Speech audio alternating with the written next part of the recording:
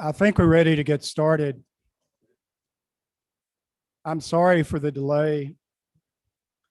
We have had a computer upgrade over the weekend, and needless to say, it's all been downhill from there. I don't know why we had to have the computer upgrade. I'm told it's all the fault of Bill Gates. I don't know. Anyway, that happened. So we have this morning, we're going to have a break for lunch sometime around noon or maybe a little bit thereafter. But we have with us Carmen Hansen from the National Council of State Legislatures. Ms. Hansen has been just extraordinarily helpful in putting things together. She is the individual at the National Council of State Legislatures who knows everything about every marijuana law in every state. So she's a very valuable resource for us. And we have by Zoom, at least theoretically we have by Zoom, two legislators who have been very generous to agree to visit with us today. One is Senator Evan Vickers from Utah, which has one of the most restrictive medical marijuana laws in the nation, and Representative Scott Fettiger from Oklahoma, which has one of the most lenient medical marijuana laws in the state. And I thought it would be useful for us to have an opportunity to talk, even though we're talking by Zoom, to have a chance to talk with them and get their views of how things are actually playing out in their state and how things work in that state. So I think we're going to have Senator Vickers somewhere near the top of the hour. But in the meantime, Ms. Hansen has a presentation for us, and she's going to at least commence. And if we get to where we need to talk to Senator Vickers, we'll stop and come back to her. So Ms. Hansen, you take over and do whatever you think we ought to do. And thank you very much for coming. Thank you, Mr. Chair. You're very kind with that introduction. I have to say my colleagues in our criminal justice system, our criminal justice program, are also very good experts on these as far as the ins and outs of the legal sides of things. But thank you very much for that compliment. Good morning, Chairman Bryan, Vice Chair Parker, members of the committee, and legislative staff. I'm Carmen Hansen, Associate Director of Behavioral Health and Pharmaceutical Policy at the National Conference of State Legislatures. And I'm here today at the request of Chairman Bryan to present an overview of the variety of state medical marijuana programs or cannabis programs. I'm going to use the words interchangeably, don't mean anything political or they're just used interchangeably by state, so I'm going to use them interchangeably. And one last note before I start, as a bipartisan organization, NCSL takes no position on any state policy or legislation, nor do we craft model legislation in this or any other area. And before I start, I just would like to share a quick reminder of who NCSL is. We are the only organization representing all 7,383 state legislators and over 30,000 legislative staff.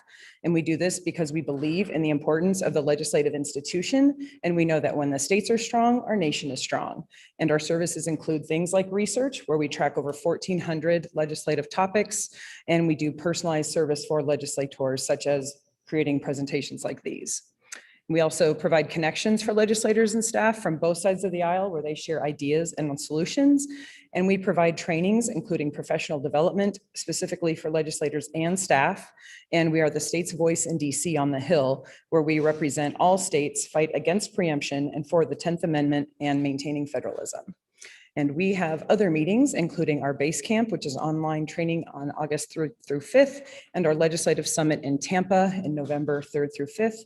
And these are just some examples of more than 100 policy-oriented meetings that we have in a typical year on topics from A to Z.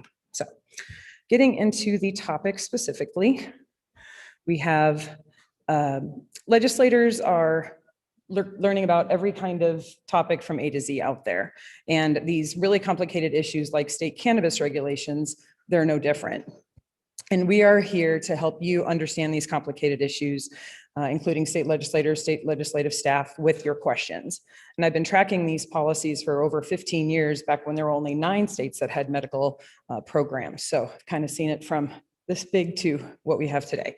I'd like to start off with a brief general overview of state regulated medical programs and then go a little deeper on where the programs differ, as Chairman Bryan said, kind of the narrow and the broad of examples. So we're going to look at licensing fees and requirements, qualifying medical conditions and referral policies, patient purchasing limits, and home cultivation allowances. And then we'll wrap up with some examples of local control, and then specifically those two Utah and Oklahoma examples.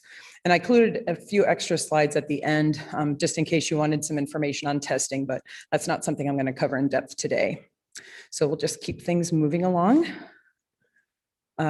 We have the map on this slide represents the current landscape of state regulated cannabis programs across the states and territories. As of June 22nd, which is the last time I was able to actually look through everything, something probably could have changed in the last week since it seems to be happening so quickly, but we have 36 states, DC, and 3 territories that have regulated comprehensive medical cannabis programs. And by comprehensive, we mean that they offer multiple types of products containing THC to qualified patients. And those are indicated by the 2 darkest shades of green on the map. Of those 36 states, 18 states, DC and Guam, regulate cannabis or allow for small amounts of adult use, indicated by the darkest green. And then 1 territory, the Northern Mariana Islands, and they're marked in yellow because they're a little special and they only have adult use cannabis because they only have about 57,000 residents, so they didn't feel the need to have a separate medical program. And like I said, these numbers, they could have changed. Connecticut just passed in legislation last week, so things can happen quickly as long as states are in session and voters have initiative and referenda processes out there. So I believe just the remaining ones right now are all legislative that are currently in play. And including Mississippi, you've all had your own history here, which I don't need to repeat because I think everyone in the room understands that. And you'll notice that you are still marked on my map as having a low THC program. And the next one here.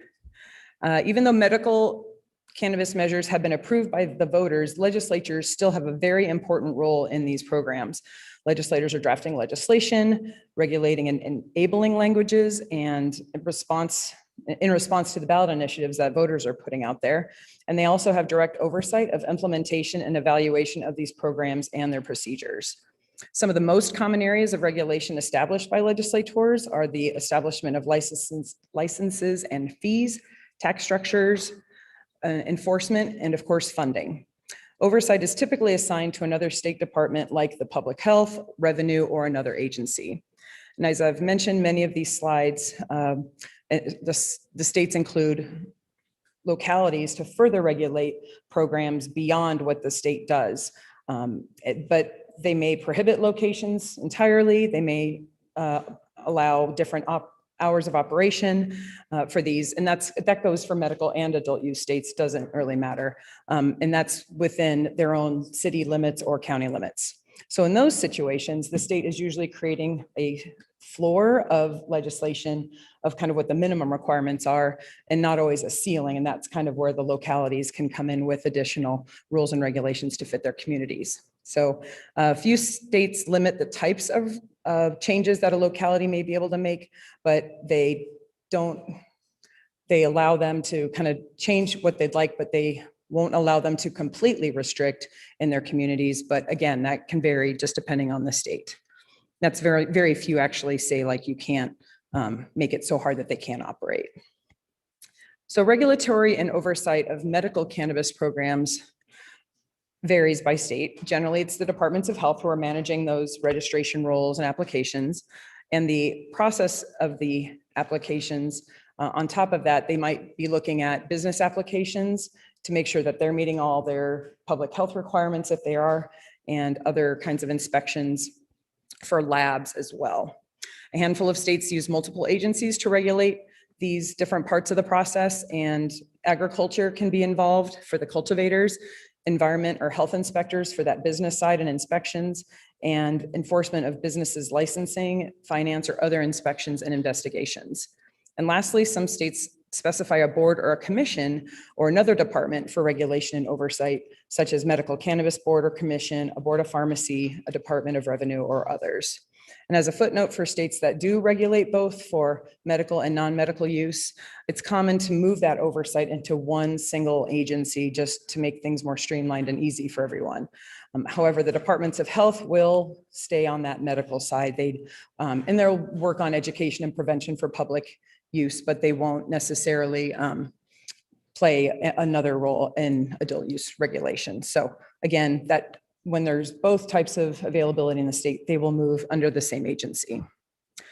This table includes some examples of licensing fees by state, and this is just a few. And the numbers up here represent the medical programs, if it has both. This is just a few examples. So cultivator licenses, those fees can range from anywhere from $1,000 to $20,000, and that really depends on a few key things in their systems, like if there is a limit on the number of licenses at the state level, or if they're going to cap it, or if they're just going to have tiers of cultivators. The dispensary application fees generally range from $1,000 to $5,000, with registration or annual fees between $5,000 and $20,000, or $100,000 in a few cases.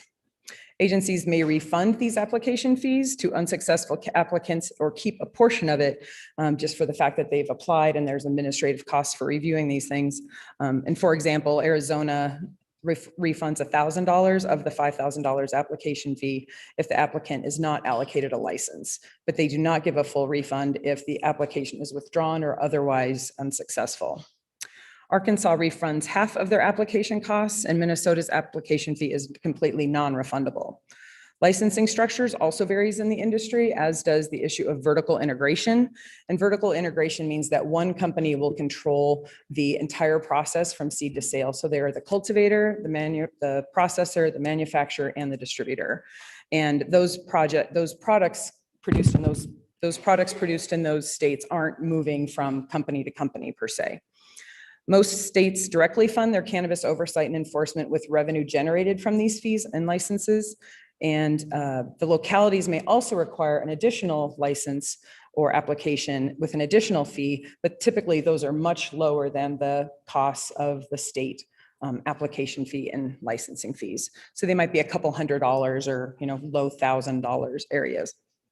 Most states also license or register industry employees at anywhere from $10 to $200 per year. And if you'd like more state examples of things like that, I'd be happy to put some together for you. And for each state medical program has a list of what they call qualifying symptoms or conditions. And while there are over 100 different conditions or symptoms out there across the 36 programs, here are some of the most and least common. You'll see that a lot of the symptoms are associated with pain, seizures, or spasms. Most states have an advisory board or a process to which they decide what goes on their qualification list. Sometimes the Department of Health is involved as well. And these are often also controlled by statute. Recently, more conditions relating to mental or behavioral health issues have been added as qualifying conditions. A few states also allow physicians to refer patients to the program for any medical condition at their discretion, which they feel that could be potentially alleviated by the use of medical cannabis. States are also allowing more qualifying conditions to see more patient applications because of the increase in the number of potential patients with those conditions. So you will see more people apply when you have a broader list of qualifying conditions than when you have a narrow set of conditions. And the exception for that is intractable pain or extreme pain, cancer pain, because those are kind of general versus some of the others, which are much more specific. In order to qualify for a medical use program, people must first see a medical professional qualified in that state to either refer or certify their qualifying condition. Certifying practitioners also vary by state, because of course everything would have to vary by state, but most commonly they are medical doctors and osteopathic physicians. Many states also require that, most states require the referring physician to have a bona fide patient relationship with that person. So they're very familiar with their medical record and they've been seen multiple times for their physical condition. It could be their primary care doctor or a specialist, but someone who has physically examined the person and who knows their history. Well, that may limit the chances of a practitioner setting up a certification storefront, so to call They're often called docs in a box type of a thing, where people just sit there and what they think is just like rubber stamping applications. That's not what most states set up. They set up something that sets up a true patient-doctor relationship. So those will, doctors don't have to certify someone just because they come and wish to fill out an application. They can decide at their own discretion. So no one's mandated to fill it out or to approve it just because they applied.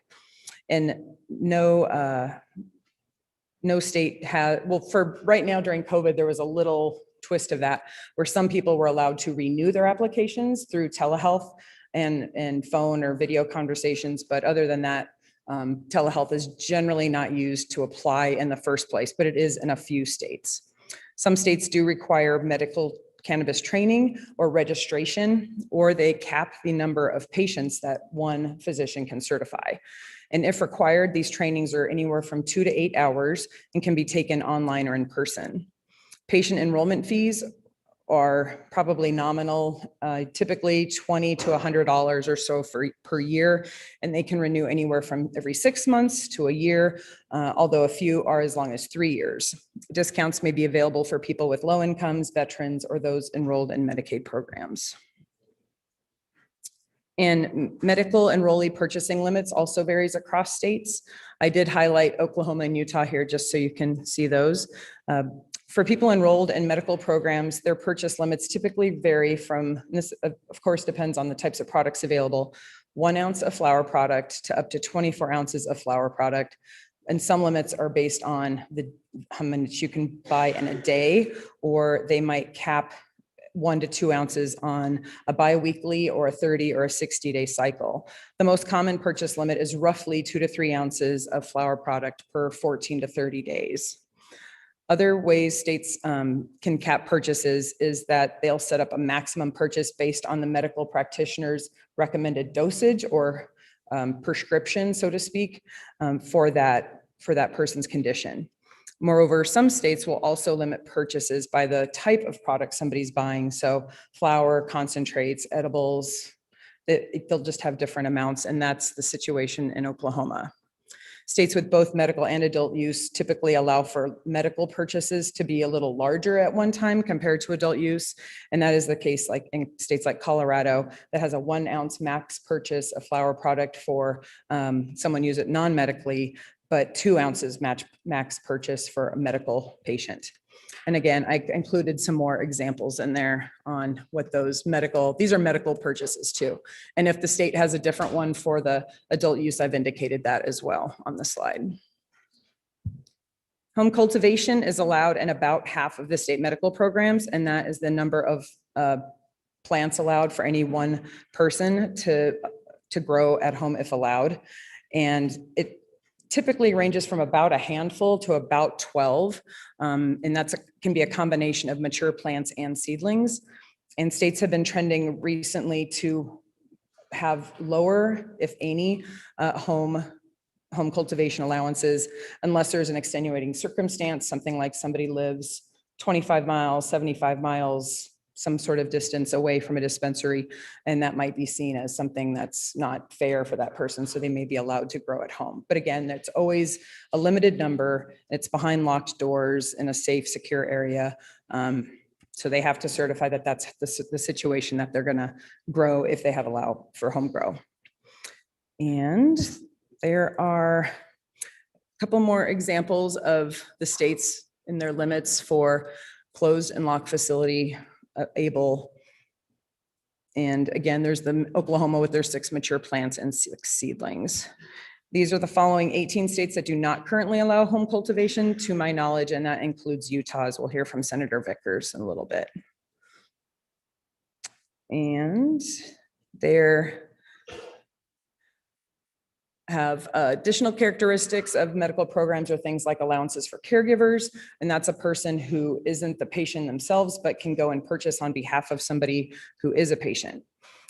Typically, caregivers are allowed 1 to 5 patients per application that they may submit to become a caregiver. This is usually like a spouse, another adult child, somebody that's able to purchase on behalf of somebody else.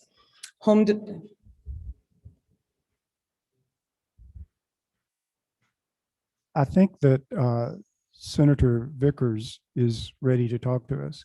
So if that's the case, we'll stop here and come back. And I, or Carlos, I don't know what to do at this point.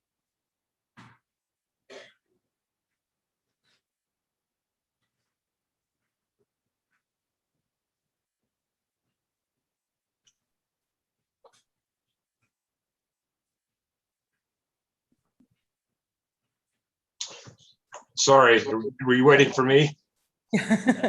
Welcome. Yeah, how are you? I think there's some way that your image can appear on this screen, but it's way beyond my technical ability to figure out how to do that. We occasionally see your forehead. Well, let's see. There you are. Is that better? How's that?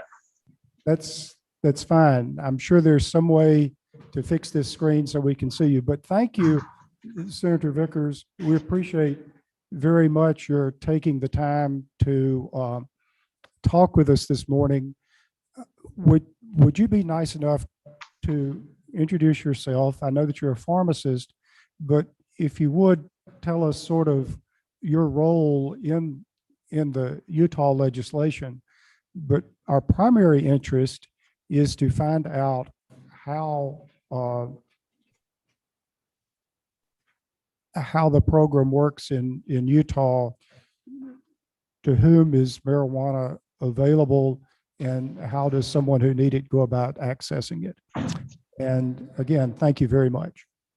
Yeah, you bet. Well, my name is Evan Vickers, and certainly good to be with you. Welcome from Utah. We've got a great day going on here. Hopefully you're having good weather down there. Although we've been really dry, so if you've got any rain down there, any extra, you could maybe send it our way. We'd appreciate it. But I am a pharmacist. I've been a pharmacist for many years. My family and I own 3 retail pharmacies in the state of Utah. I've been in the legislature since my 13th year. I started out in the House. I served 4 years there, and this is my 9th year in the Senate. I'm currently the Senate Majority Leader. My sojourn in cannabis started, let's say it's probably about 2016. We had a Senator Madsen who ran a bill that was, he tried to pattern it a lot after Colorado's bill. It was Utah's, we're a real conservative state, very faith-based state. And I was really shocked that even got a lot of traction, to be honest with you. But that bill did not pass that year. And then after that, a friend of mine, a colleague from the House, came over and said, don't you think there's a better way to do this than his approach? And, like an idiot, I said yes. And so now I never really wanted my legacy to be cannabis, but I've sure been tied to cannabis for the last 6 or 7 years.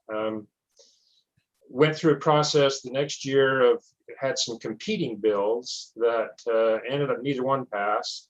The following year, with the change in administration in Washington, D.C., and all the other things that were going on with the Attorney General's office, we decided to kind of take a pause. And then we had a voter initiative in 2018, and that was getting a lot of traction. It was there was a lot of opposition to it.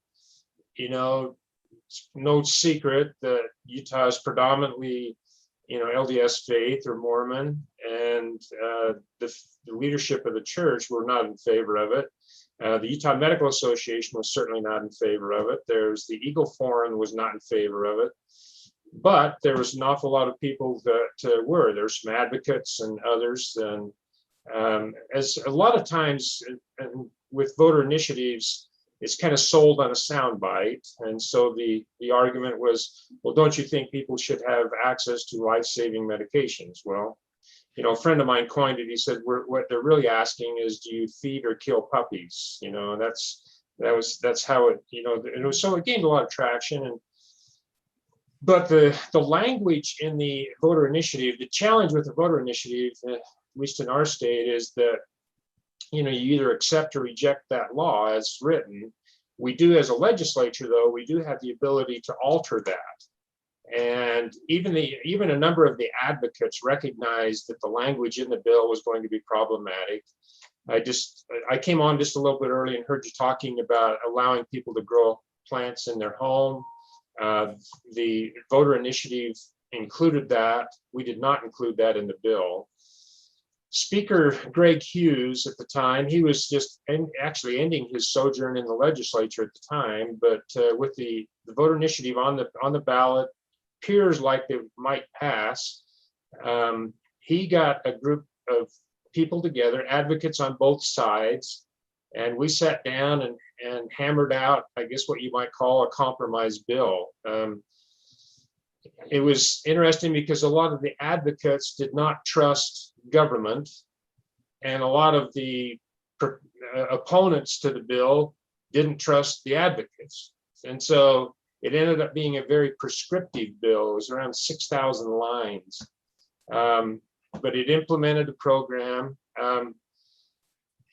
In Utah, some unique things, and part of it comes from my professional bias, and my colleague and I in the House, Representative Brad Daw, we always took this mantra that if it's medicine, let's treat it like medicine, both from the regulatory side and from the medical side. And so the one thing that really concerned us is that as we looked at other states, around surrounding us, we had Colorado that had been medical and had gone recreational, Nevada that is started out medical and is now recreational, Arizona kind of the same thing.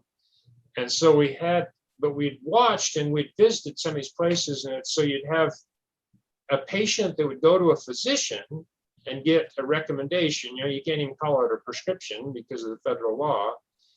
And then they would go to a dispensary. And the challenge is that that's kind of where the professionalism stopped. In some of the dispensaries, really some of the people who were helping the patients, they just were not experts in any way, shape, or form. They, in some cases, literally were just bud tenders, and they may be, the only thing their expertise was that they had maybe got high on it the night before. So we really had a concern that we wanted to make sure that we kept it in a medical professional route all the way through the process. So we require cannabis pharmacies, not cannabis dispensaries. That does add some expense to the program, but we followed Connecticut. Connecticut uses cannabis pharmacies. I was talking to some of their officials and asked them, and bottom line, they said every law that pertains to a pharmacy in the state of Connecticut pertains to a cannabis pharmacy. So we tried to follow that. And Pennsylvania, although they don't have pharmacies, they do have a number of other regulations that make it a little bit more than dispensary. Minnesota has pharmacies, and Louisiana they were just getting started though when we were looking at it. So that is the approach we took as far as medical. We set up we have under 21 is not allowed, although we did create a compassionate use board that if someone is outside of the qualifying illnesses, and that's another list that you have to look at. We looked at a lot of other states, took maybe a little bit more of a conservative approach, but we took a pretty broad list of qualifying conditions or qualifying illnesses. And if you happen to fall outside of that, and especially with children, you have to go to the Compassionate Use Board, which is a group of physicians and medical experts, and they will review the case and either allow the patient to have the medical card or reject it. Then physicians, we do require physicians to become what we call qualified medical practitioners.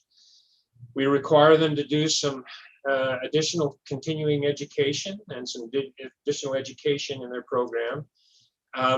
One challenge we ran into, and we were trying to avoid a situation. So Colorado, when we looked at Colorado, before they went recreational, their medical program, the last year they were in their medical program, they had 5 physicians that had written almost 80% of their recommendations. And so we were trying to avoid that. We're trying to broaden that out. And for the most part, we did, although there is still some challenges we're all trying to overcome. But there was a strong urge, at least of the people like the Medical Association and others, they wanted to put a cap on the number of patients that a physician could see. We were trying to avoid a physician just specializing in cannabis and just, trying to make a lot of money off of cannabis. So we capped it. We allowed specialists, certain type of specialists, to have a cap of 600 patients. A regular general practitioner would be 200. We do allow nurse practitioners and physicians assistants to also become qualified or QMPs. One challenge we ran into is that even with those caps, we do have some physicians that are specializing, and they're charging patients anywhere from $300 to $600 for a 15-minute visit to go get a card.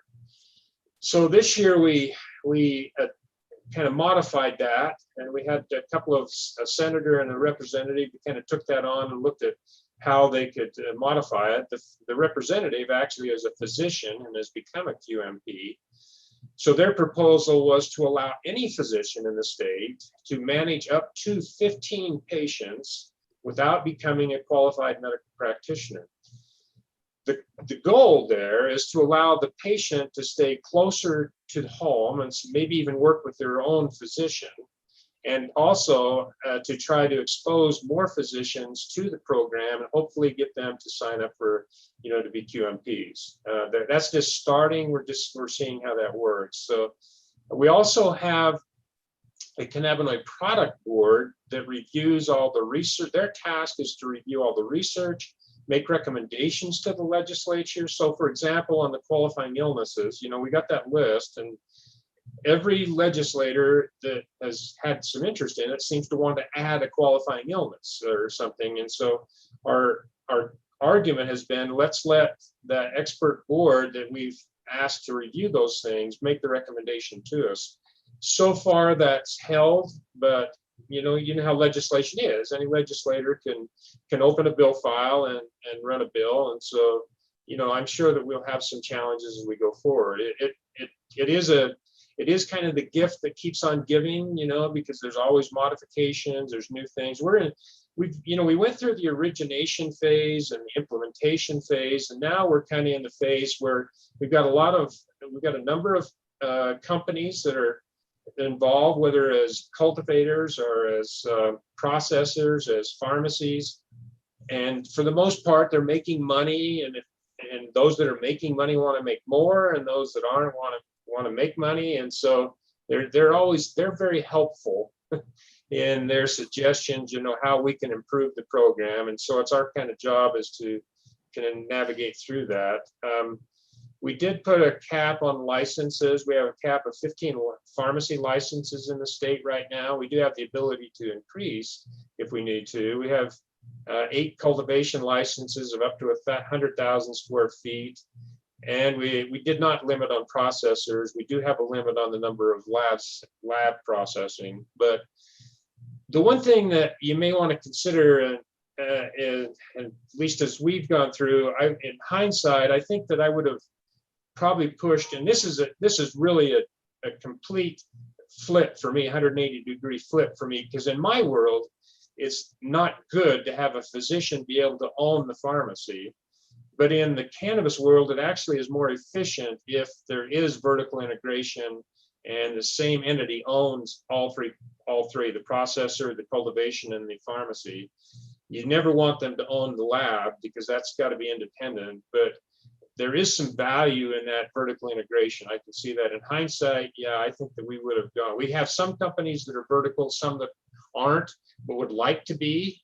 Our challenge now is, do we allow them to have like a cultivation license or a pharmacy license to become vertical, or, well, we're trying to stay within kind of the scope. And so those are some of the challenges we're facing right now. But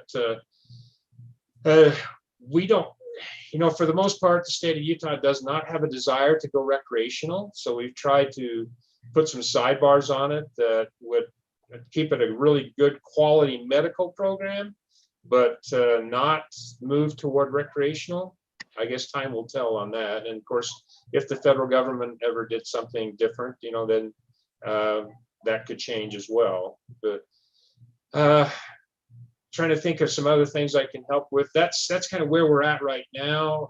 Maybe I can answer some questions, Senator.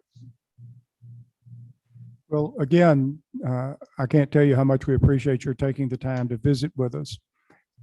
Let me work through this sort of from the standpoint of a patient.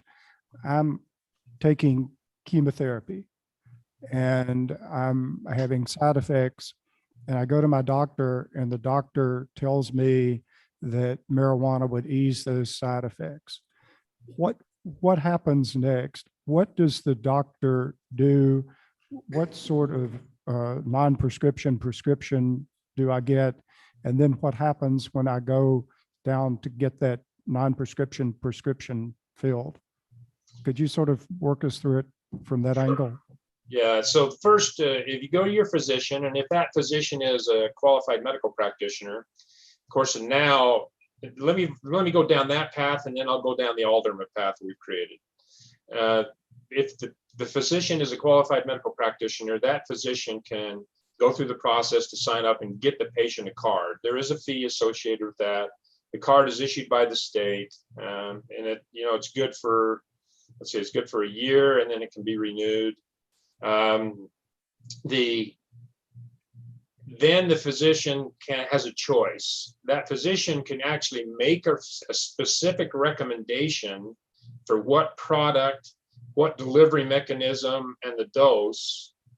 Most likely what they're going to do is say, look, I feel like, here's probably a delivery mechanism that may work for you. And that recommendation goes into an electronic verification system. So all this data goes into an electronic verification system. And that data is shared with the pharmacies. It's also shared with the state agency. That information, then the patient would go to a cannabis pharmacy. The cannabis pharmacist would then review the recommendation. He or she could work with a physician to determine what dose, what mechanism, what delivery mechanism, and that type of thing for the patient. And then the patient could be sold the product and they could start the process. If it's going back to the alternate, if it's one of the limited medical practitioners who are not a QMP, one of those physicians that has 15 patients they're monitoring, most likely they're not going to have enough expertise to really move forward. But what they can still work with the cannabis pharmacist to get the card and also determine what recommendation. So it's not a lot of difference. They have to do a little more work with the pharmacist, but the pharmacist plays a major role in that and determining what the patient gets. We're working on. We do collect the data. We're trying to collect the data so that so it's HIPAA compliant, non-identified data, so that we can utilize that later for research. We're also in the process of setting up some specific research projects with our research university, University of Utah and Utah State University. So does that help? It does. It just seems to me this is a very strange type of medicine. I go to the doctor and the doctor permits me to go get marijuana, but the doctor does not determine the quantity that I will get. That's later determined by a discussion between the marijuana pharmacist, or whatever term I should use, and the doctor. So I'm guessing that this would be to some extent a trial and error situation where one would try one mechanism or another in one amount or another, and as they say in some other context, sort of adjust the medication until you get a proper mix. Have I got that right, or am I confused yet again? No, there's some of that. There's no doubt. There's the challenge with cannabis is the amount of specific research that we have. We have a lot of research about CBD. We don't have about THC, whether it be Delta 8 or Delta 9. And by the way, Delta 8 is a real concern. You might even have people selling Delta 8 over the counter in your state right now. Delta 8 is just as potent as Delta 9. So, you know, hallucinogenic. So that's something you may want to keep on the radar if you haven't already addressed that. But so you're right. And what happens in a lot of states, the physician makes a recommendation and he just says, okay, the patient has a qualifying illness, they've got chemotherapy, I'm sending you, you decide what to get. They go to a dispensary and the dispensary determines what they're going to get. And so it's not, that's where that breakdown, you know, that we felt like we needed to have a medical professional. What we found, and I just got through touring 3 of our cannabis pharmacies here in the state, talking specifically with the cannabis pharmacists, what they're doing. And they actually do a really good evaluation. They sit down with the patient, spend about 45 minutes to an hour with the patient, go over everything, determining, you know, the type of condition they have, some other medications you're taking, go through the whole process, and then they make recommendations. So it's a, you know, I was pleased with that part of it, that part is going quite well. But you're right, the medication, because there's not an exact science on it, it's just not like taking a blood pressure medication like lisinopril or something, or, you know, or torvastatin for cholesterol. You know, we know what the dosage is, you know, it's 10, 20, 30, 40 milligrams, you know, and you can do it in combination with a couple of things. We have some pretty good exact science on it. You don't have that with cannabis. And so you try to, and you also, there's a challenge, you know, you need to have a balance. A lot of times you want a balance between the amount of CBD and the amount of THC in the product that you're using. And that's kind of patient specific. So you're absolutely right. It is almost a hunt and peck a little bit. So. But if I understand the way you're explaining it, the decision about the delivery mechanism and the quantity and all of that is made by the marijuana pharmacist after a conversation with the patient that would typically last 45 minutes. And then I'm assuming there's a follow-up and continuing discussions about whether this working and whether it's not. And so the real interaction and follow-up tends to be from the marijuana pharmacist.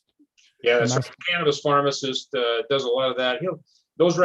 Anything that's that's recommended in the file also, and depending on the physician may want the pharmacist to consult back, may not. Oftentimes what we're finding is the physician is working with the pharmacist, and so between the two of them they determine. But there are times when the physician just turns it over to the pharmacist. But that information all goes into the electronic verification system, and so the physician has access to it at any time. Can you describe, to the extent you know, sort of what the public reaction to all of this has been? Is it your opinion that the citizenry generally thinks this is working well and working like it should? And as I guess they feel like, to use your metaphor earlier, that the puppy dog is being fed? And to what extent does there continue to be some concern that the program is too cumbersome and it's still not accomplishing the goals? Yeah, so it's a little bit across the board. So you have people that really, really want recreational, and they will do everything they can to undermine the current medical program. So you'll have that voice that's out there. For the most part, the bulk of the people that are working with the program are very appreciative of it and feel like that it's beneficial. Now, the one thing you need to understand about cannabis, as a medication, it's got a high failure rate. It's probably close to 50-50 whether the medication is going to help them or not. And that's not really unlike a lot of medications in the medical world, but you have to realize that it's not the panacea. It's not going to cure everything. It's not going to cure bedwetting, and it's not going to work for every patient. And so you have to consider that as going forward. So you can have patients that do well on it, patients that don't do well at all. You've got people that one of the things that you try to do with a medical program is to control the black market. And the challenge you got is anytime you have a medical program, it's most likely going to be a little more expensive than the black market. And so that market still is open. What we've tried to do to control that is to, for example, in our packaging, we, you know, in some states, you can buy a package of flour, which is a common delivery mechanism for cannabis, and then just buy black market and keep replenishing your jar. Well, we put some specific parameters around that so that once the jar is open, it's only legal for 60 days. And then if you're found with cannabis in it later, then that is deemed illegal. But so you have the faction that wants recreational that are always going to critique. You have some of the people that are working with it that feel like it's too expensive. But for the most part, people feel like that it's working well and going forward. Is there tweaks that you have to continue to make? Absolutely. It's just something that you're going to revisit every year for the next eons. You know, it's one of those. It really is a gift that keeps on giving. You're gonna always have 2 or 3 pieces of cannabis legislation every year. Oh, joy. So Yeah, don't raise your hand and volunteer right away. I'm just here to tell you. I think members of the committee may have questions if you'd be nice enough to entertain them. Senator Blackwell. Thank you, Mr. Chairman. Thank you, Senator Vickers, for joining us and answering our questions. I too, like you, have kind of got saddled with the burden of getting our legislation through. So I can probably share in some of your pain. I'm curious, though, you mentioned that you limited the caps on your growers, and I think all the way up. Could you explain why you chose to do that? And then I'd also like to know if there's has been any disruption or limitation in the supply at the dispensary end because you have so few growers. So if you look at, typically, if you look at your population, somewhere between 1% and 3% of your population is where you're going to end up as cannabis card holders. Okay. So Utah we're 3 million people. So, you know, we're looking at that at 1%, you know, we're looking at 30,000. Right. You know, we actually have exceeded the number a little bit. We're looking, we're around 40,000 patients right now. So we're kind of still in that range, but exceeded our expectations at first. But you can grow a whole, see, most of these grows are indoors and they're very, very sophisticated. You know, they do it in layers. They'll take a warehouse and they'll do it in layers. They'll grow 2 or 3 layers in one building. And they can grow a lot of cannabis, you know, in 100,000 square feet. So realistically, 800,000 square feet is what we've authorized, is probably double what we really need. The challenge we've had is getting all those grow licenses up to speed. And so in the past year, we've had a little bit of disruption in not having quite the supply, but that's catching up. As far as processing, there's plenty of processors. You know, those guys come along and they work well together. Going back to that vertical integration, so we've got this group of owners that have all 3. They have a processor license, they have a grow license, and they have a pharmacy license. They're all vertically integrated. We have others that have a grow license and a processor, but no pharmacy. And we have some that have a processor and a pharmacy, but no grow license. And those, sometimes there's been a little bit of games going on amongst those businessmen. So the vertically integrated don't necessarily want to sell to the non-vertical.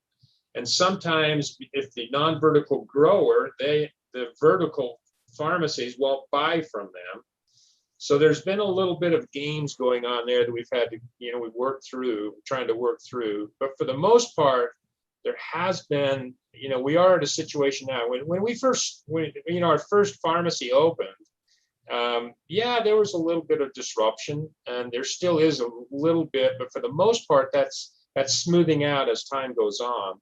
We do have that challenge of trying to figure out how to force, the business transactions to go back and forth between the haves and the have-nots, and vice versa. So that's a little bit of a challenge, but for the most part, that's evened out. It just takes time. We actually were able to implement the program a lot quicker than was expected from the initiative, the voter initiative. We were actually 2 years ahead of what their schedule was, but it does take a little bit of time. I've heard some other states that, where they've implemented the law and then it took like 4 or 5 years to get the program up and running. There was a lot of dissension in the public over that, but we were actually able to crank it up pretty fast. How about as far as residency requirements for your operators? And then kind of coupled with that, since you have so few licenses, how did you decide who gets a license? Well, there was an RFP, as far as who gets the license, we went through an RFP to determine who gets them, and they, bid on them. The legislature doesn't play a role. Once we set that up, we turn it over to the agencies. Now, that's another thing too.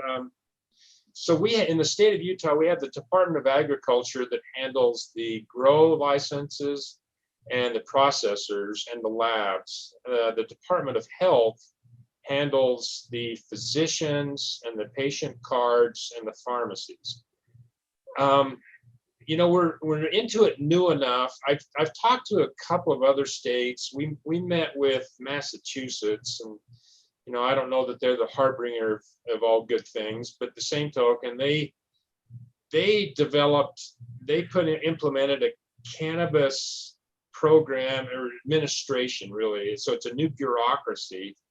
And they oversee the whole cannabis program, even to the point of having decision-making I don't know yet. I just don't know whether that's the right way to do it or what's the best way to do it. Right now for our state, it's working, but I can see sometime in the future, we may want to consolidate that somehow.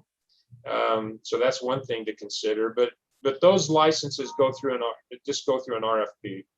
So. And you have no residency requirements? So we don't, although we do give credit on the scoring process, if there's residency involved. One of the challenges you'll find is that a lot of this stuff is very specialized technology, and you're going to find some of these companies that go from state to state that have licenses in multiple states. And it's two-edged. Number one is they're not from your state, but they also bring the expertise that maybe the people inside your state don't have.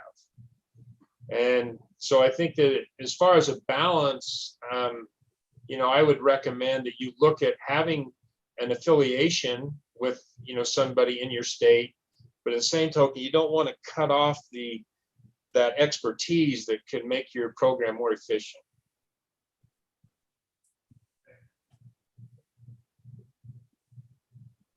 Other questions? Senator Polk. Thank you, Mr. Chairman. Thank you, Senator Vickers. One question. Do you have any of the cannabis pharmacies being set up in the traditional, I'm going to call it drugstore, like a Walgreens, as a separate kiosk or entity inside that building? Now, I don't think you should mention Walgreens when you're asking a question of Senator Vickers. What you should have said is in Bullock Drug, but and I wish I had known that. I would have. Yeah, no, you're not able to actually. Federal law prohibits that. At one time, I had a really close relationship with the agent over the DEA here in the state of Utah. And he and I were working together, and it looked like that we were going to get a waiver to allow for some pickup points in regular retail pharmacies. The product would have to be dispensed at another place, but then it could allow to be pickup in a regular pharmacy.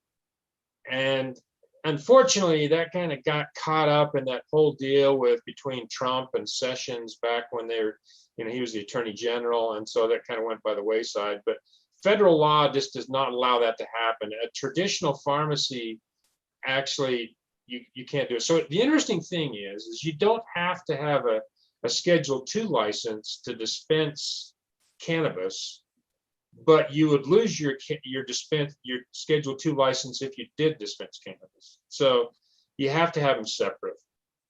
They have to be a separate entity. We've tried to we've tried to limit the entrance. We don't want like kids and just everybody off the street walking into a cannabis pharmacy. We require a screening process that the people that go into the cannabis pharmacy have to be cannabis card holders or their caregivers. We do allow for caregivers too. And I remember that discussion as I was listening into your discussion, we do allow caregivers. But, so no, you can't do it in a traditional pharmacy.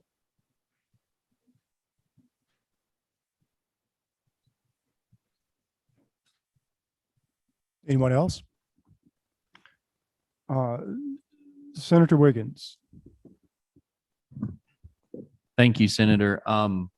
My question goes to enforcement. So if you have regulations, the other side of the coin is enforcement. And so my question is, how have y'all experienced enforcement of these regulations that you've talked about? It would certainly be optimum that you don't set the law enforcement or even your agency folks for failure because there's so many regulations and you don't have enough people to enforce the regulations. So that's my question. So let me talk about two components of that. One is law enforcement. Let me set that one aside for a sec. Back to just the license holders. So in the state of Utah, there was when we originally put the program together, the advocates that were involved with the discussion on the compromise bill were very much opposed to a tax on the product. And so we made a conscious effort to charge to fund the program through the fees of the license holders. So in state of Utah, the license holders, these fees are expensive, like $100,000 for a pharmacy license. There's no tax on it. Some states tax it to get the money to utilize, to run the program. We were, our goal was just to kind of be revenue neutral, to bring the money in. Over time, we'll see how that goes. Now, if you get into a recreational situation, as you look at states that are recreational, they'll tax it pretty heavy and try to have actually have a revenue source off of it. We have not taken that approach, but we do hire within that funding source. We do hire enough inspectors to go out. Now, this year actually we're talking about increasing the number of inspectors and those things and that's on the license holder side. So that's the pharmacy, the processors, the labs, and the growers. On the law enforcement side, law enforcement has access to that electronic verification system. So if they stop somebody and the patient has cannabis, if they're under the influence, you're under the influence. The challenge with cannabis is it's not like alcohol where you can do a breathalyzer, test and determine. You have to do a blood test, and then you have to qualify and say how many active metabolites. So it's a challenge. So we allowed the law enforcement to use their traditional methods of determining if an individual is impaired. But if they have cannabis and it is in the appropriate packaging from the pharmacy, then they're okay. They're not going to be arrested for possession. Now, if it's in another form, then yes, they can be arrested for possession. So the law enforcement has access to the electronic verification system, or the EVS, and then we have inspectors on the other side. Does that kind of answer your question? Yes, it does. Thank you.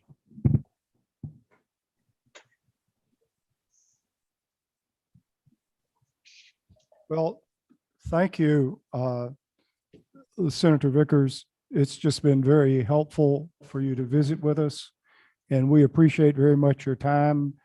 And maybe we can do something nice for you. We'll all come to Utah and look at the state, which is absolutely beautiful. Well, Thank you again. yeah, you bet. I'm happy to do it. And, and if I can be a resource to you, I can also put you in touch with our people from the Department of Health. We have one individual that's primarily running, that side of it, the working with our pharmacies and the license holders. And then we have another 2 or 3 contacts in the Department of Ag. If that would be helpful, let me know and I can put you in touch with them. Let me just ask you, so where are you at in your state? Have you had any kind of voter initiative, or you just looking at implementing the program, or where are you at in your state? It's a very long story. There was an initiative. The initiative was challenged. The Supreme Court ruled that the initiative process itself, for technical reasons, was unworkable, and therefore that the initiative process was unconstitutional or inoperative, and therefore this initiative had no effect. But as I think y'all did in Utah, we did get the election returns, and it seems that there is a strong desire on the part of people of Mississippi to have some type of medical marijuana program. And now we're struggling to figure out exactly what we would enact. And that's sort of where we are now. And the first step in that is to hold hearings and try to get information about what other states do, which is why your presentation has been so helpful to us. Yeah. Well, like I say, if I can be a resource in any way, let me know. We'll be in touch. Okay. Thank you very much. Yeah, you bet. Thank you. And I think we also have somewhere on Zoom Representative Scott Fettiger from Oklahoma. Representative Fettiger, is that you? Yeah, I'm here.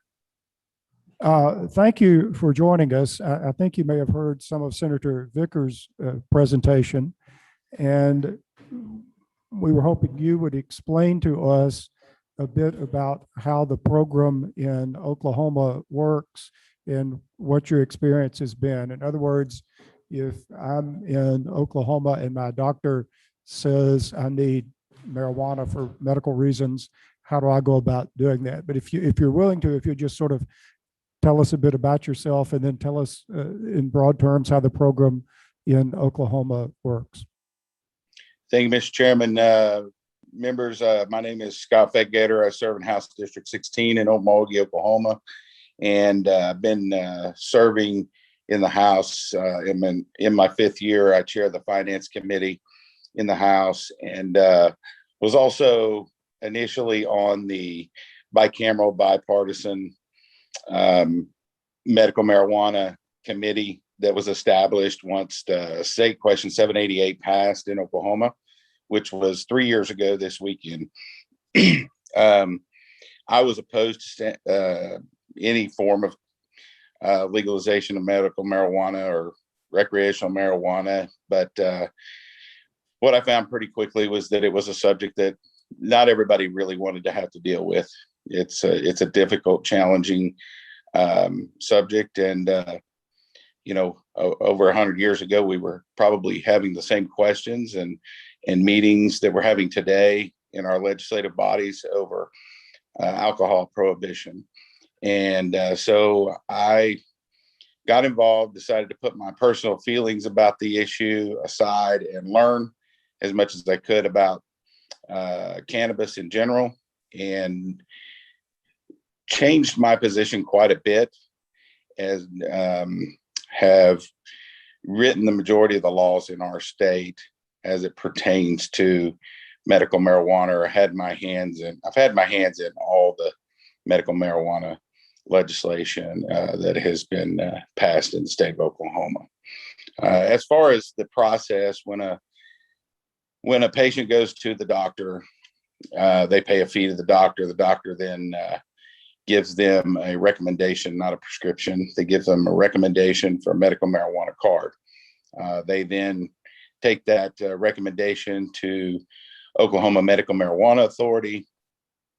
They pay a small fee, and somewhere between 10 to 14 days, they typically have their card at that point. And so it's a very simple process in Oklahoma as far as getting that card. I'm happy to answer any questions I can. When you have the card, how then do you obtain marijuana, and in what quantities, and in what method of delivery? Yeah, so we have retail locations called dispensaries here in Oklahoma, and the only place you're allowed to buy medical marijuana in the state of Oklahoma is through a dispensary. You are allowed to have a home grow if you are a patient, which allows for 6 mature plants and 6 seedlings, which is a separate issue that is certainly something that should be discussed if you do allow home grow in your state. But it's a pretty simple process. You go in the dispensary, they verify your card with your ID, and then you can purchase medical marijuana. I don't recall just off the top of my head the possession limits. Prior to 788 passing, we also had State Question 780 and 781 2 years before that, which made possession of medical, or possession of possession of any narcotic a misdemeanor crime, simple possession. And so, medical marijuana is, something that is used quite a bit in the state of Oklahoma. 10% of our population currently has a medical marijuana card. I didn't realize we had so many ill people in our state, but with 10% of Oklahomans feel the need to have a medical marijuana card. And after my 3 years of studying this issue and getting to know the industry as well as the culture and the activists in the industry, it's my assumption at this point, anecdotally speaking, about 2 people to 3 people are using each one of those cards. So the population in Oklahoma is a large number using some form of medical marijuana at this point. Well, just between you and me, this begins to look a lot like a de facto recreational situation. Am I being unfair? No, not at all. I've said it from the beginning, and I say it all the time. Some people get very frustrated when I talk about it, but Oklahoma, with the situation that we're in, we would be better off at this point to go ahead and have an adult use program along with a medical program, and just tax accordingly. In my opinion, it's a very loosely written state question that we had to get a hold of. We had 60 days to implement, by the way. The state question passed in June, and we had 60 days to implement a medical marijuana program, and we were not in session at the time. So it was a challenging issue, but we were able to get it done. But you would not be incorrect in saying that it's very much of kind of a pay to play system, in my opinion. And to the extent you know and have a feel for things, what's been the public reaction to this? Most of the people that I talk to, even in a very conservative state like Oklahoma, most of the people I talk to really don't have a problem with medical marijuana or adult use marijuana at this point. Our problems stem way deeper than the people smoking marijuana on a park bench. Our problems stem deeper into, because of legalization and because of such loosely written legislation, as well as lack of enforcement by the agency over the past 3 years. We have bigger issues with a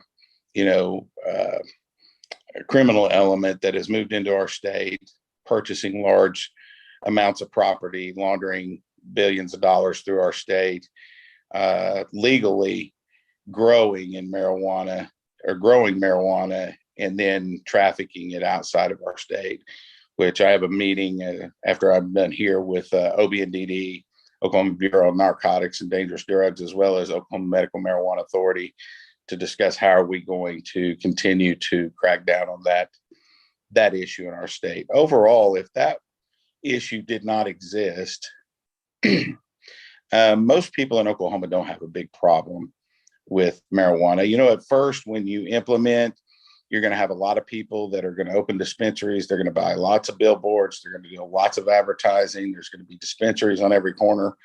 The free market that we have here, as free as a market, I guess, as you can get.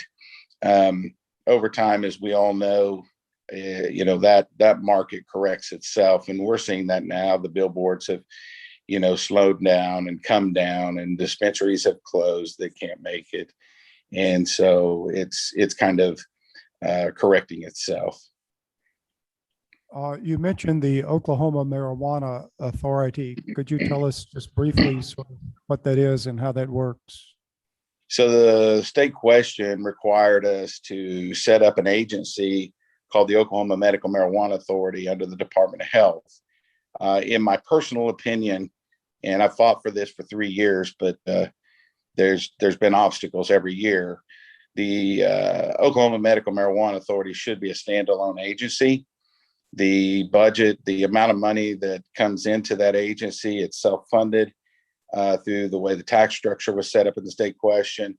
But that agency should be its own agency, and I would recommend any state that is putting together a program that you push to have that as a standalone agency. The reason being is the Department of Health in the state of Oklahoma, as well as probably Mississippi, is a very large agency.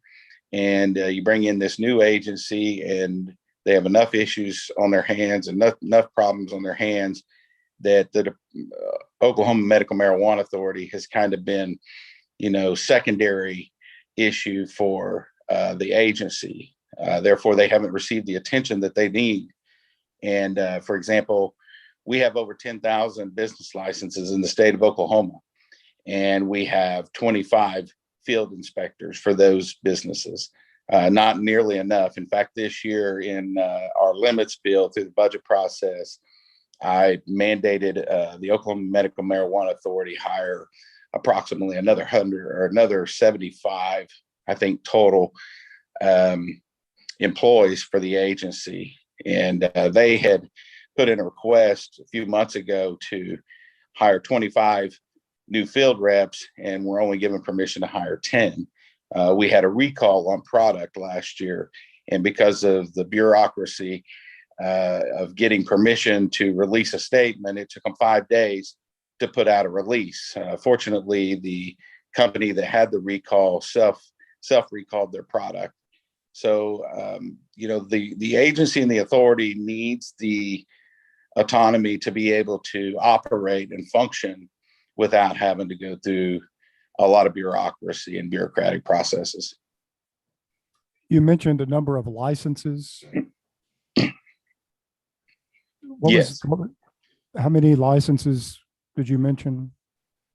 Well, currently we have roughly 400,000 patient licenses and over 10,000 business licenses. And the business licenses are primarily dispensaries? Dispensaries, grow operations, labs, as well as processing. Thank you. I think members have questions. Senator McMahon. Mr. Chairman, thank you. Representative, I have 2 questions. First, how has a medical marijuana program, how has it affected your workforce in Oklahoma? That's a great question. We have workforce issues in the state of Oklahoma. There's both positives and negatives in this. A lot of since we have such a large number of people with medical marijuana cards that are not going to give up that card.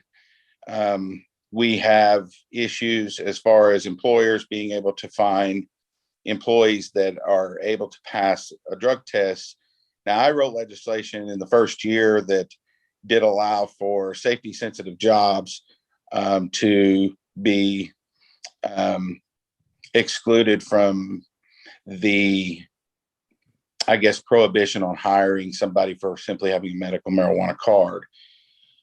With that being said, it is an issue when you take the number of people who cannot pass a drug test because of the THC in their blood or their urine, as well as you have a lot of people who just moved out of the industries that they were in into the cannabis industry. Now, with the oil market crashing the way it did, we saw a lot of people from the oil industry actually got into the medical marijuana space at this point.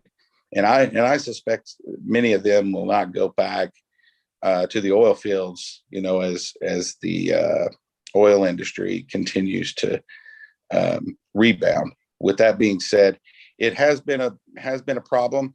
I will say that the first 2 years, the industry was not open to discussion about it, but as challenging times as we are in with the pandemic, with the number of people that are not in the workforce, I would say that companies are now on their own starting to say, hey, Representative Fedgetter, what do we need to do about this problem? And I said, I tell them, you're just going to have to simply start looking at your drug policies to determine what you are willing to or willing not to do to be able to tap back into the workforce.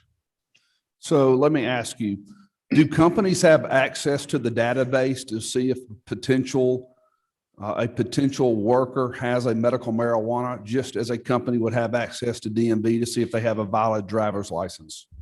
No, those patient records are protected. So it would certainly be upon, typically a question of the company, do you possess a medical marijuana card, and through UA analysis. One other question in terms of banking, the capital, the operating capital, and more importantly, the profits. It's my understanding that funds or revenue generated from marijuana, whether it be a medical or whether it be recreational or not, cannot do transactions in FDIC bank or an FDIC account. Can you speak to that? Yeah, that's a great question. Also, really with as many states as come online with medical marijuana or marijuana in general, the federal government has got to make a move on banking. And it's my understanding that is something that would be coming hopefully sooner rather than later.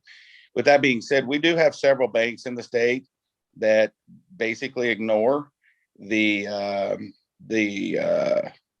the prohibition of banking on marijuana business at this point. We have several banks that are taking deposits and they charge very high fees to do that. And then they have to fill out the SAR, suspicious activity report, on those accounts. But some banks have ventured off into the marijuana business, and some of the bigger banks have as well. But in reality, if they're doing business in an FDIC account or an FDIC bank, those funds could be confiscated by federal agents. Would you agree? I would agree, but I would also say that with so many states legalizing right now, the federal government seems to not be overly concerned about it. But yes, there are issues if they do come up, with the federal government. There's certainly issues there, but some of the banks are taking that risk. Thank you, Representative. Thank you, Mr. Chairman.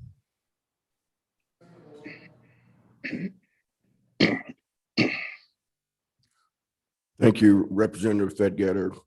Can you talk about what, if any, impact on the criminal justice reform activities of your state have been impacted by the medical marijuana trade? And also, are there any prohibitions that you have in place for ex-nonviolent offenders being able to participate in the industry? Thank you for that question. No, we don't prohibit felons from working in the industry. We do have a period of time, I believe, in order to own a marijuana business. I believe it's 2 years if it's a nonviolent felony in your past, and it's 5 years if it was a violent nature. But as far as having a card or working in the industry, we, other than that, we don't have a prohibition. I will say though, over my 3 years of, being deeply entrenched into this issue, we have a lot of people that were part of the criminal system that couldn't find a regular job because of their criminal past, that are now being productive tax-paying citizens in the state, and they're very proud of that. And so what I find is those people that have, been in trouble, say in the past for, marijuana at whatever level, that have a felony charge, those people will be the first people to come to you as a legislator and say, hey, so-and-so over here, they are doing things illegally, and I had to pay for that. And I am thankful for the job I'm able to have now. I'm thankful to be a productive citizen. And I really wish you all would shut this group or that group down for doing these things illegally in the state of Oklahoma. So it's kind of been an interesting, one of my constituents, for example, he was one of the, lead activists when it came to the state question. He really couldn't stand me at all. And I would ask challenging questions because I was very opposed to it, but he's watched me grow into this over the last 3 years and watched me say, well, maybe it's not as bad as, I personally thought it was. And he actually has become very productive, and he has a very good company. And if you talk to people within the marijuana industry, they'll tell you he does everything. He dots every I and crosses every T and makes sure that everything he's doing is perfectly legal. So it's been good in some capacity. 780 and 781 were criminal justice ballot initiatives that lowered the possession limits, as I discussed earlier. After the legalization of marijuana, we actually passed legislation to retroact that, and we ended up letting, I think, about 800 or 900 people out of prison that were in for minor marijuana offenses. Thank you, Mr. Chairman. Anyone else? If not, Representative Gator, I want to tell you how much we appreciate your taking the time to visit with us.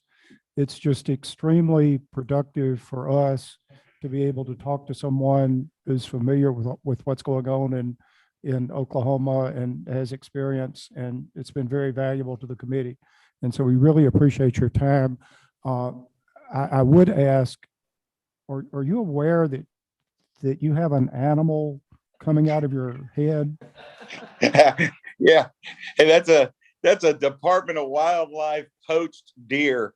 I was the It vice looks chair. like it's leaping full grown out of your head, just like Medusa. Yeah. Well, it's Oklahoma, right? I mean, you never know what you get in Oklahoma. But Mr. Chairman, and to the Senate committee, I appreciate your time. I want you to know that I am very deeply entrenched in this industry. I'm available at any time for any questions that you may have. I will spend as long as you need discussing these issues.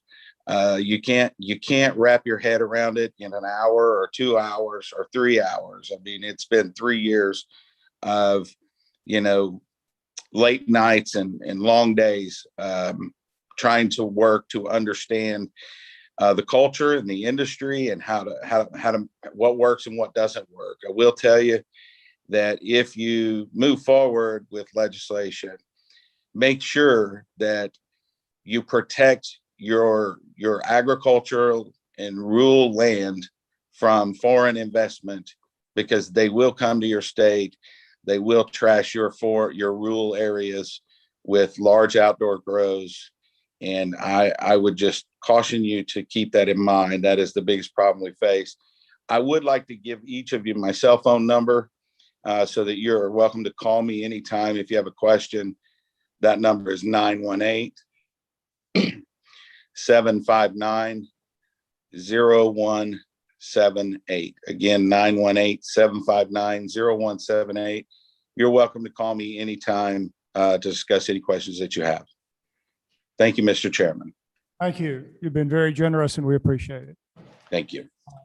We now have come to the lunch break, and members of the committee, members of the legislature, including House members and staff members, are invited down to room 113, where we have some sandwiches, and the committee will reconvene at 1 o'clock. We will be hearing from a patient advocate. We'll be hearing from the medical association. So we have other presenters this afternoon. So we will reconvene at 1 o'clock. Meanwhile, the sandwiches are in room 113.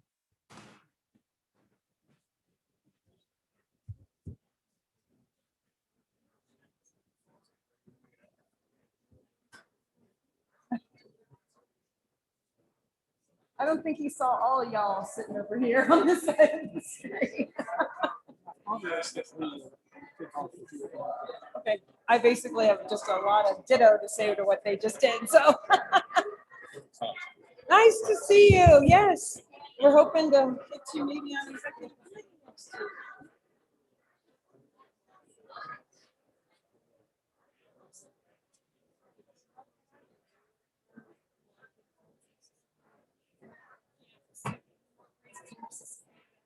Yeah, that's.